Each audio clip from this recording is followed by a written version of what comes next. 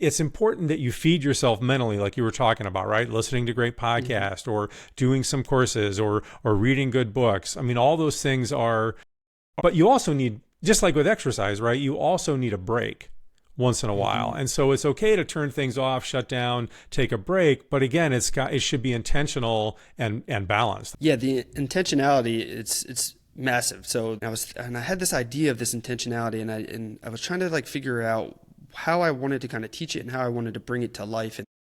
And then it dawned on me, because I'm always talking about nutrition and dietary nutrition. The protein, that helps us build our bones, our muscles, and makes us strong, gives us that structure.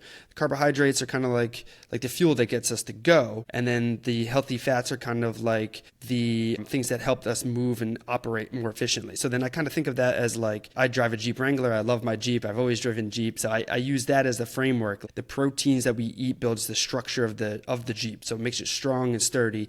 The carbohydrates are like the gasoline that helps us propel and move us forward to our goals. And then the fats that we consume are kind of like the oils that allow the Jeep to operate efficiently. And then as I'm driving there, I realized that the digital nutrition that we're consuming is so important as well, because that affects our vision. So if you look at yourself as that Jeep, your windshield is what you can see through. So as you're driving along the journey for your goals, there's going to be some dirt and some bugs that kind of splash onto your windshield.